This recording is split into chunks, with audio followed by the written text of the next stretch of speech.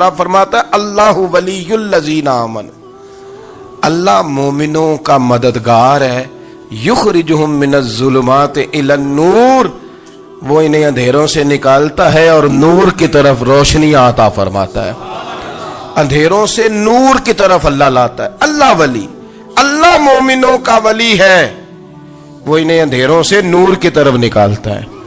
ہدایت ہمیشہ اللہ کی طرف سے سمجھے، جب وہ نماز کی توفیق دیتا ہے تو اپنے فضل سے دیتا ہے، جب وہ ذکر کی توفیق دیتا ہے تو اپنے فضل سے۔ ہم سمجھتے ہیں ہو جی فلانا نہیں پڑھ رہا بڑا بیوقوف ہے، فلانا نہیں پڑھ رہا، تو کیا اپنی عقل کے زور پہ پڑھ رہا ہے؟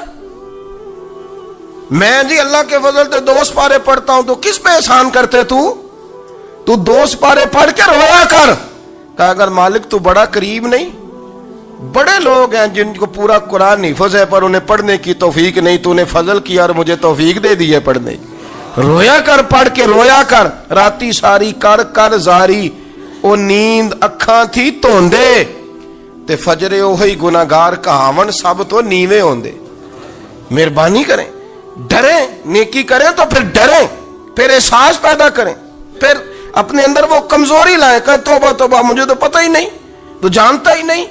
حضرت سیدنا امام اعظم ابو حنیفہ رحمۃ اللہ تعالی علیہ کے ساتھ ایک شخص کہتا میں نے نماز پڑھی، تو عشاء کی نماز تھی۔ یہ جو لوگ بڑے ہوتے ہیں نا، جن کے پیار کرنے والے بڑے ہوتے ہیں، ان کے گرد خوف بھی بڑا ہی ہوتا ہے، انہیں بڑا ڈر لگتا ہے، بڑی بعض اوقات آزمائش ہوتی ہے ان کی۔ عشاء کی نماز کہتے پڑھی تو امام صاحب نے نا عشاء کی نماز میں تلاوت کی آیتیں فَمَن يَعْمَلْ مِثْقَالَ ذَرَّةٍ خَيْرًا يَرَهُ وَمَن يَعْمَلْ مِثْقَالَ ذَرَّةٍ شَرًّا يَرَهُ، فرمایا جو ذرہ برابر خیر کرے گا وہ بھی قیامت میں دیکھے گا، اور جو ذرہ برابر شر کرے گا وہ بھی قیامت میں اس شر کو دیکھے گا، اس کے سامنے آئے گا۔ تو وہ شخص کہتا ہے کہ سارے لوگ نماز پڑھ کے چلے گئے تو امام صاحب رحمۃ اللہ علیہ نے اپنی داڑھی پکڑی، رو رہے ہیں، کہتے ہیں وہ ذرہ برابر نیکی کا بدلہ دینے والے، وہ ذرہ برابر شر پہ سزا دینے والے میری سفید داڑھی کو دیکھ، مالک میرے ذرے ذرے سامنے نہ لانا، لوگ تو میری بڑی قدر کرتے ہیں دنیا، میں تو بڑا پہچانا جاتا ہوں، لوگ تو میری راہوں میں پھول لیے کھڑے ہوتے ہیں، مجھے بڑا نوازتے ہیں، قیامت میں رسوا نہ کر دینا، میرے لیے مشکل ہو جائے گی۔ وہ کہتے ہیں میں نے امام صاحب کا درد دیکھا، مجھے کوئی کام تھا تو میں چلا گیا، میں نے کہا کہ وہ اس وقت اللہ کے حضور حاضر ہیں تو میں دوبارہ آؤں گا۔ کہتے ہیں میں تہجد کے وقت آیا تو امام صاحب وہیں بیٹھے تھے اور ان کی داڑھی آنسوؤں سے بھری ہوئی تھی اور زور سے داڑھی پکڑی ہوئی، کہنے لگے مالک رسوا نہ کر دینا، قیامت میں رسوا نہ کر دینا۔ یار جو ہدایت یافتہ لوگ تھے وہ تو ڈرے ہوئے تھے، وہ تو سہمے ہوئے تھے، وہ تو کہتے تھے یہ اس کا فضل نہیں، اس نے بلا لیا، یہ اس کا کرم نہیں۔ حضرت باعزید بستامی کسی کافر کو دیکھتے تو رو پڑتے، کہتے مالک تو کتنا قریب ہے، یہ بے ایمان رہ گیا، تو نے اپنے فضل سے مجھے اپنے نبی کا غلام بنا لیا، وہ رو پڑتے۔ یہاں تو لوگوں کا دعویٰ ہی بڑا ہے، نمازی اللہ خیر فرمائے وہ تو دوسروں کو گھورتا ہے، وہ کہتا ہے جنت کا میں مالک ہوں، کنجیاں میرے پاس ہیں، میں کسی اور کو گھسنے نہیں دوں گا، اور اگر 2-3 حج کر لے تو پھر تو وہ کہتا ہے کہ ہم میرے سے پوچھ کے لوگ جنت میں جائیں گے معاذ اللہ، اور اگر وہ 2 4 5 7 دفعہ کوئی نفل پڑھ لے تو پھر وہ کہتا ہے چھوڑیں جی سارے لوگ بے عمل ہیں، میں اکیلا نیک ہوں۔ نہ ایسا کریں، اپنی توجہ اپنے رب پہ رکھیں، اپنی توجہ اپنے معین الملت والدین، عطا رسول، ہند الولی، غریب نواز، خواجہ معین الدین چشتی، حضرت خواجہ اجمیر، شاہ اجمیر، شاہ اجمیر، والی ہندوستان، آخری عمر میں نا سارا دن روتے گزر جاتا، ساری رات روتے گزر جاتے، ذرا سی کوئی بات کرتا تو رو پڑتے، آنکھیں آنسوؤں سے بھری رہتی۔ کئی دفعہ اپنے بھی پریشان ہو جاتے ہیں نا کہ یار تو ایک بات کی جان ہی نہیں چھوڑ رہا، تو خواجہ قطب الدین صاحب بختیار کاکی سے لوگوں نے کہا کہ آپ مرشد سے بات کریں، اتنا بھی تو نہیں نہ رونا چاہیے، ہر وقت اس کے آنسو کی کریے، عاشق دا کام ہی رونا تونا تے بنا رویوں نہیں منظوری، یہ عاشق سدا ہی روندا رہندا ہے، پاویں وصل ہوئے تے پاویں دوری، ہر وقت رونے کا کیا مطلب ہے؟ تو خواجہ قطب صاحب کہتے ہیں میں قریب گیا تو میں نے پیر دبائے، मैंने कहा सोनिया, लोग तो कुछ भी नहीं करते, तूने तो कमाल कर दिया। 90 लाख आदमी मुसलमान कर दिया, दुनिया कुछ नहीं करती, तूने 50 साल सारी रात मुसल्ले पे बैठ के रब राजी किया। तू शहजादा था, हुजूर की औलाद था, लेकिन मोइनुद्दीन तेरा एक प्लाट भी नहीं, तूने तालिब इल्म पाले, उन्हें गरीबों को दिया, तूने नवाजा, कोई शय नहीं तेरे पास, हर चीज़ तूने, सारी रात रोते हो, सारा दिन रोते हो। तो ख्वाजा कुतुबुद्दीन साहब कहते हैं मैंने जब अर्ज़ किया तो ख्वाजा साहब मुझे गले लगा लिया, चीख मार के रोए, कहने लगे कुतुबुद्दीन पुत्र दाढ़ी सफ़ेद हो गई, जाने का वक्त आ गया, जो तूने नेकियां गिनवाई हैं वो हैं सही मेरे पास, पर यार की बारगाह में पेश करने के काबिल एक भी नहीं, एक भी नहीं। तू बारगाह तो देख कितनी बड़ी है, रसूल करीम की बारगाह में पेश करने के काबिल इनमें से एक भी नहीं। तो आस्ताना देख कितना बड़ा है, क्या पेश करूंगा, क्या अर्ज करूंगा हुजूर की बारगाह में, किस तरह। वो यार जो बड़े थे वो तो डरे हुए थे, सहमे हुए थे, वो तो बड़ी आजमाइश में थे, लेकिन मेरा और आपका रट्टा 2 नमाजें पढ़ के 6 नमाजों का दावा करना और लंबी चौड़ी कहानियां बनाना और अपने मुंह से अपनी तारीफें करना, इससे थोड़ा बाहर आए। रिस्क भी मेरा अल्लाह ही देता है। जब ये नजरिया बन गया, जब ये जहन बन गया कि पैदा अल्लाह ने किया है, देना अल्लाह ने है, अता करने वाला अल्लाह है, नवाजने वाला अल्लाह है, तो फिर सारी तवज्जो दुनियादारों की तरफ रखना, मैं अल्लाह वालों की तरफ तवज्जो रखने का कायल हूँ, मैं वो समझता हूँ, हम उस चीज़ के कायल हैं। लेकिन वो भी कोई आस्ताना है कि जहाँ हक मुर्शद का नारा तो बड़ा लगे पर रब का नाम ही ना सुनने को मिले। ये भी कोई बात हुई कि जहाँ ये तो नारा जोर से लगे कि जीवे जीवे मुर्शद जीवे, लेकिन इस्तिगफार का दर्स ही ना मिले। या हर वक्त ये बताया जाए कि यहाँ आ गए तो बच गए, कैसे बचेंगे। मेरे रसूल पाक अलैहिस्सलाम का दरवाज़ा सबसे बड़ा दरवाज़ा है, हुजूर का दरवाज़ा सबसे बड़ा दरवाज़ा है। लेकिन मेरे दोस्तों याद रखना, नबी पाक अलैहिस्सलाम ने भी लोगों को जब रास्ता दिखाया है तो रब करीम का रास्ता दिखाया है, अल्लाह का रास्ता दिखाया, अल्लाह करीम का रास्ता दिखाया, लोगों को रब की तरफ तवज्जो कराई। मेरे रसूल करीम सैयद आलम सल्लल्लाहु ताला अलैहि वसल्लम ने लोगों की अल्लाह की जानिब तवज्जो कराई और लोगों से ये कहा कि वो अपने रब करीम की जानिब अपना जहन रखें, अपनी तवज्जो अपने अल्लाह की जानिब मबजूल करें। बड़े बड़े फकीरों को मालदार होते देखा, बड़े बड़े मालदारों को फकीर होते देखा। उम्मे रबिया क्या करती थी, बड़ी नेक और साले खातून थी। वो कहती हैं कि मैं ना बड़े अमीर आदमी की बीवी थी, अपने शौहर के साथ छत पे बैठी थी तो नीचे फकीर मांगने वाला आया, उसने बड़े दर्द से सदा की तो मैंने अपने शौहर से कहा कुछ दे दे, कहा दफा कर, इन लोगों ने धंधा बनाया हुआ है। कहती मैं मेके से भी बड़ा माल लेके आई थी, मेरे माँ बाप बड़े अमीर थे तो मैंने ना चोरी अपने खामद से नज़र बचा के बाथरूम जाने के बहाने गई और नीचे जाके 5 दिनार मैंने उस फ़कीर की हथेली पे रखे। कहते उसने 5 दिनार देखे, फिर मेरी तरफ देखा तो मैंने उसकी आंखों में आंसू चमकते देखे। कहने लगे बीबी रब तेरा भला करे, मैं 3 दिनों का भूखा हूँ। कि वो चला गया, मैं घर आ गई, बाहर आई तो मेरा शौहर कहने लगा तू इतनी अब इतनी तू तेज हो गई है और तू इतनी खुद मुख्तार हो गई है, मेरे बगैर पूछे माल खर्च करेगी, जा तुझे 3 तलाकें। कहती मैं बालदार और वजादार बाप की बेटी थी, तलाक लेके घर आई तो मेरा बाप टूट गया, चारपाई पे चला गया। ओहो ये क्या बन गया। कहती बड़ी तकलीफ रही। 1-2 साल के बाद मेरे अब्बा ने मेरी शादी कर दी। आप जिस शौहर के पास गई वो बड़ा नेक था, परहेजगार था, अल्लाह ने बेहतरीन सिला दिया।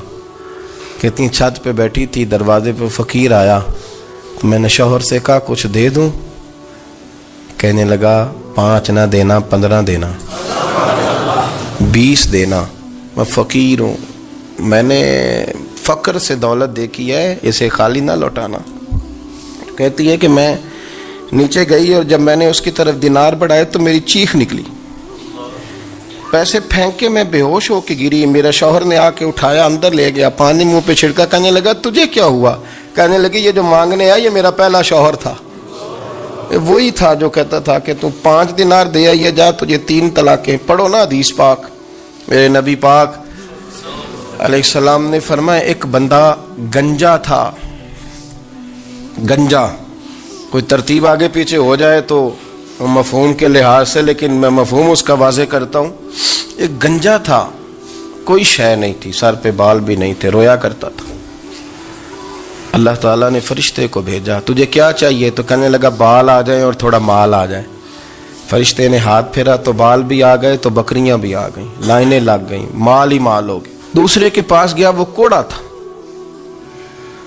اس کو جا کے کہا کیا چاہیے؟ کہنے لگا شفا ہو جائے اور کچھ اللہ تعالیٰ آسانی کر دے. شفا بھی ہو گئی، گائیں بھی دے دی، بھینسیں بھی دے دی، مال ہی مال ہو گئی. پھر ایک کے پاس گیا، وہ اندھا تھا. تجھے کیا چاہیے؟ اس نے کہا آنکھیں مل جائیں اور کچھ ساتھ اللہ مال دے دے. اونٹ ہی اونٹ ہو گئے. جب بڑا نواز دیا تو پھر مالک نے امتحان لینے کا ارادہ کیا. یاری تیری سونا ہے پر آزمائشاں بھی تیریاں اگ. آزمائشاں تیریاں، صحیح کہہ رہا ہوں، آزمائشاں تیریاں. یاری تیری سونا ہے پر آزمائشاں تیریاں. اے سونا پرکھیا جاوندا ہی پہلو نال لگاں دے لگ. اللہ نے فرمایا آزمائش کرو. سب سے پہلے گنجے کے پاس آئے، اسے کہا اللہ کے رستے میں کچھ دیکھنے لگا، میرے خرچے ہی بڑے. دیکھو تو صحیح کتنی مشکل میں وقت گزارتا ہوں، حال ہی کوئی نہیں. تو اس نے کہا میں نے تو سنا ہے تو گنجا اور بھوکا ننگا تھا. کہنے لگا میں تو جدی پشتی رئیس اعظم ہوں، تو یہ کس پاگل نے کہا ہے بھاگ جا؟ اس نے کہا اچھا جیسے تو تھا ویسے ہی ہو جائے. کھیت کھلیان اجڑ گئے، پھر سے گنجا ہو گیا. حضور علیہ السلام فرمانے لگے. پھر وہ اس کے پاس گیا جو کوڑا تھا، اسے کہا کچھ دے. کہنے لگا خرچے ہی بڑے. اب پوچھ لیں کسی امیر آدمی سے، کہے گا چکی کے نیچے ہاتھ ہے میرا، میرے سے زیادہ تو اب پریشان بندہ ہی کوئی نہیں. کیا بتاؤں آپ کو، اتنا ٹیکس ہے، اتنا جرمانہ ہے، فلانی شے، بڑا کچھ گنواتے ہیں لوگ. اس نے کہا میں نے تو سنا تو پہلے کوڑا تھا. اس نے کہا جا دوڑ جا، میں تو رئیس اعظم ہوں، دادا بھی پردادا بھی اور ساری نسل ہی. اس نے کہا اچھا جیسے تو تھا ویسے ہی ہو جائے. پھر وہ گیا اندھے کے پاس اور جا کے کہا اللہ کے نام پہ کچھ دے. تو کہنے لگا رب کے نام پہ؟ یہ کھڑے ہیں اونٹ، جتنے تیرے دل کرے لے دا. اس نے کہا کیا معنی اس بات کا؟ کہنے لگا یار تجھے کیا بتاؤں، میں تو اندھا تھا، میں نے تو کبھی دنیا دیکھی نہیں تھی. پھر اس کریم نے فضل کیا تو مجھے بڑا کچھ دکھایا.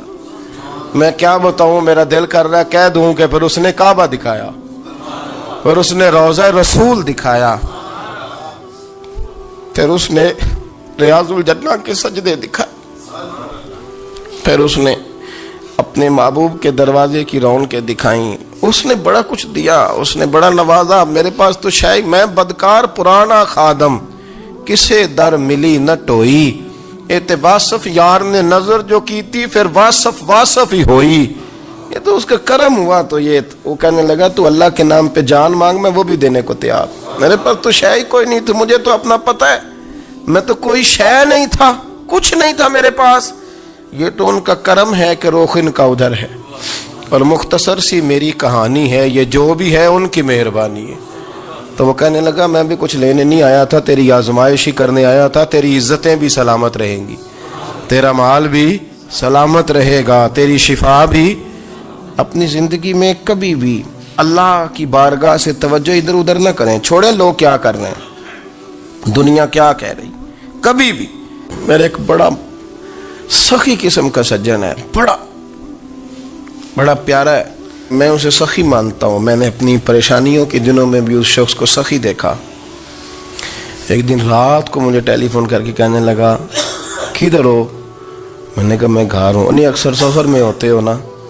اور میں نے کہا طبیعت کیسی ہے؟ ٹھیک ہے، بس حال چال پوچھنا تھا. میں نے سمجھا، میں نے کہا یار یہ کوئی مسئلہ ہے، ورنہ رات کے 2 بجے کوئی حال پوچھنے کو فون تو نہیں نہ کرتا، کوئی مطلب ایسا تو مسئلہ نہیں نا. تو میں نے بیک کال کی، میں نے کہا یار میری بات سن، مسئلہ کیا؟ کہ کچھ نہیں دل کر رہا تھا. میں نے کہا میری گل سن، رہے ہیں اسی 4-5 سال کٹھے، میں تین جاننا، اصل بات کر.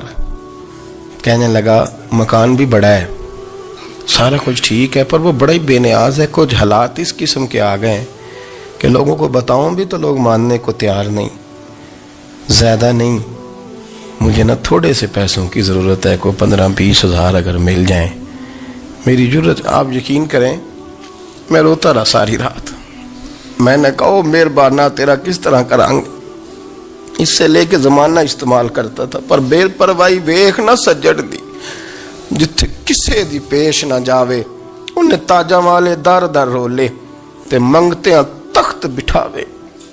سجنا کسے نو کارا مل دئی, کوئی کعبے خالی آوے. واللہ خیر الرازقین, وہ کہتے تو دائیں بائیں نہ جا, رزق تو تجھے میں دوں گا, میں ہوں بہتر رزق دینے والا. اپنی نظر اللہ پہ رکھیں, نکل آئیں اس معمے سے باہر کہ میں کوئی بلا ہوں, مجھے بڑا پتہ ہے, میرے پاس 6 ڈگریاں ہیں, مجھے 10 جگہ پہ تدریس کا شغف حاصل ہے, اس سے نکلیں باہر. حضرت مولا علی شیر خدا کرم اللہ تعالی وجہہ الکریم سے کسی نے پوچھا تھا بڑا عالم کون ہوتا ہے؟ ہمارے ہاں تو اب وہ والے عالم پائے جاتے ہیں نا اللہ ماشاءاللہ, جو ممبر پہ بیٹھتے ہیں تو دعوے ہی دعوے ہیں, ممبر پہ بیٹھتے ہیں تو دعوے ہی دعوے ہیں. اس طرح کے عالم ہمارے ہاں پائے جاتے ہیں, وہ ہر بات میں دعویٰ کرتے ہیں میں یہ کر دوں گا, میں وہ کر دوں گا. یہ مزاج علماء کا نہیں. حضرت علی المرتضیٰ سے کسی نے پوچھا بڑا عالم کون ہوتا ہے؟ فرمایا بڑا عالم وہ ہوتا ہے کہ جسے مسئلے کا پتہ نہ ہو تو وہ کہہ دے مجھے نہیں پتا, میں پتہ کر کے بتاؤں گا, غلط بات بیان نہ کرے. امام مالک سے کسی نے کوئی مسئلہ پوچھا تو آپ فرمانے لگے مجھے اس سوال کا جواب نہیں آتا, ہمارے بزرگ سمجھاتے کیا ہیں. وہ کہنے لگا آپ اتنے بڑے امام ہیں تو اس سوال کا جواب نہیں آتا. آپ فرمانے لگے اگر مجھے ہر سوال کا جواب آتا پھر تو میں خدا ہوتا, مجھے ہر سوال کا جواب نہیں آتا, مجھے تو اتنا آتا ہے جتنا میرے رب نے مجھے عطا کر دیا ہے.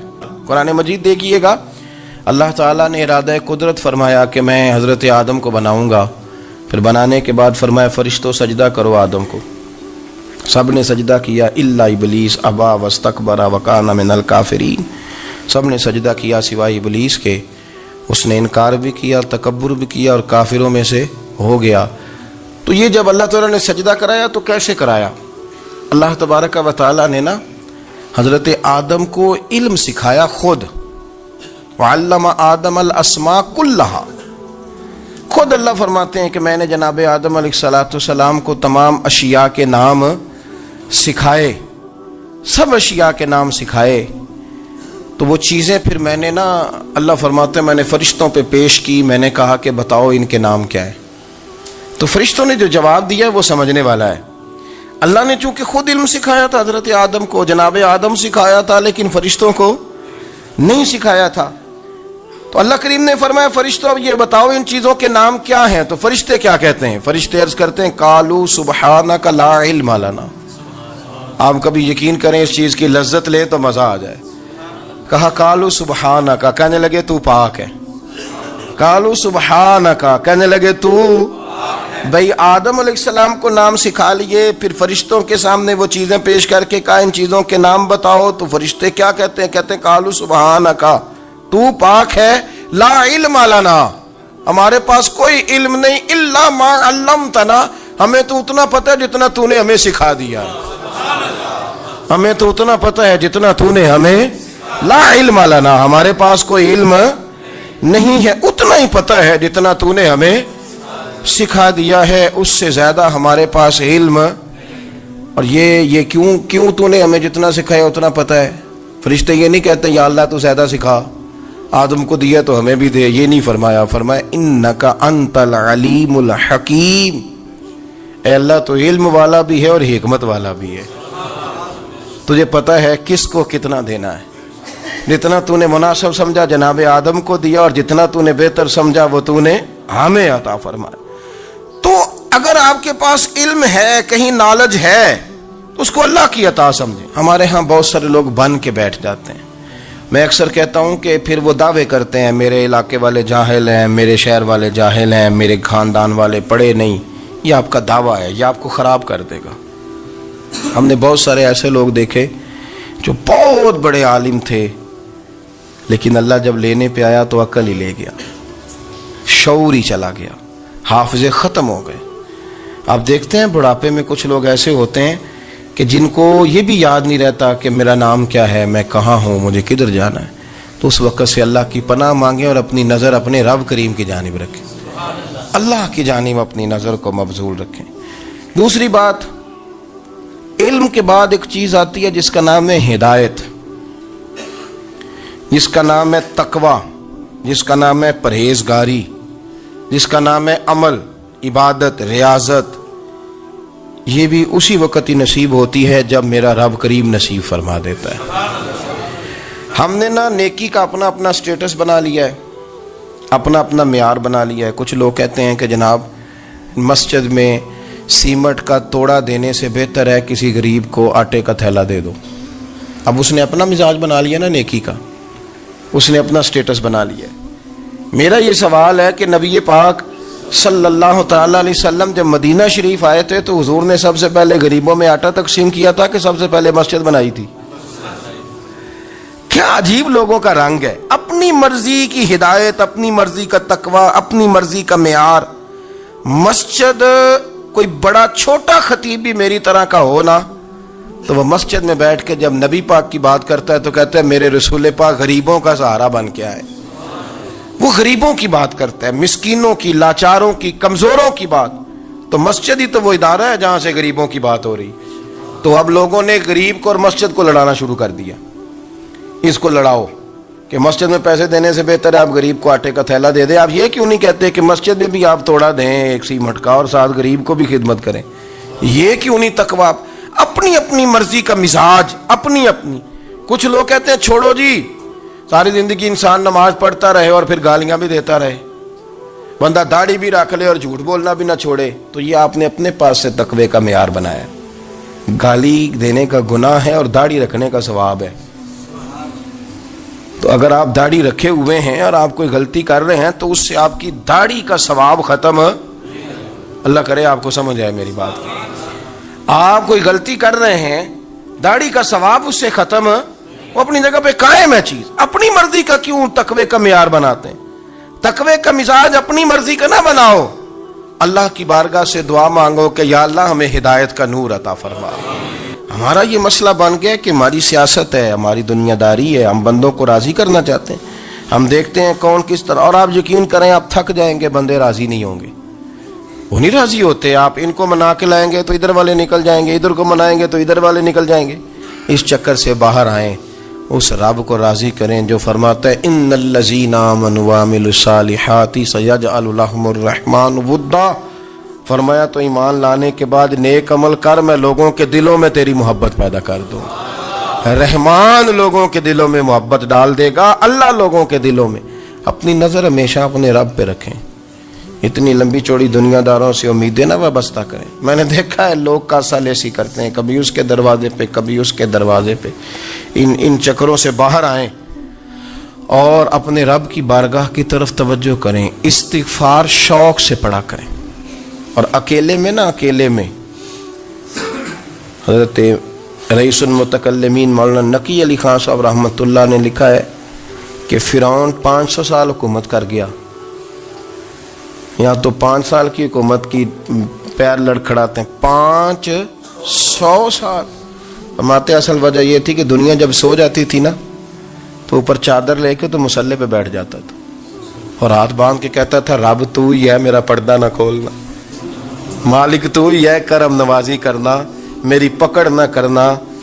وہ بے ایمان ہو کے اگر 500 سال ہاتھ باندھے تو گزارا کر لیتا ہے، تو ایماندار ہے۔ پر مسئلہ یہ ہے کہ تو رات کو بکل مار کے ہاتھ نہیں نہ باندھتا، تو منت نہیں کرتا، تو استغفار نہیں کرتا۔ توبہ کریں تو بچے رہیں۔ وہ اتنی لمبی حکومت کر گیا چونکہ رات کو کہتا تھا مالک رب تو ہی ہے، لیکن مہربانی فرما، میری پکڑ نہ فرما، تو اللہ نے تو اس کو مہلت دے دی۔ مجھ پہ بھی چشم کروں اے میرے آقا، کرنا حق تو میرا بھی ہے، رحمت کا تقاضا کرنا،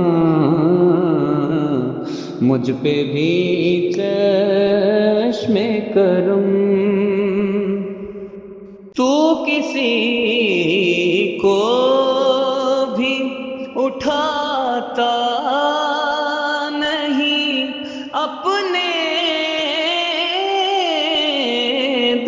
سے تو کسی کو بھی اٹھاتا نہیں اپنے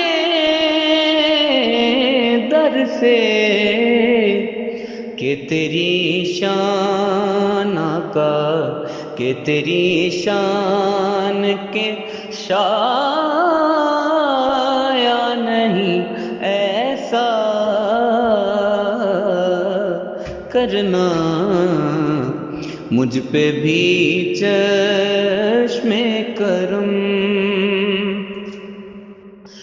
یہ تیرا کام ہے اے آمنہ کہ در یتیم یہ تیرا کام ہے اے آمنہ کہ در یتیم ساری امت کی شفاعت تنہا کرنا ساری امت کی شفاعت تنہا کرنا مجھ پہ بھی چشم کرم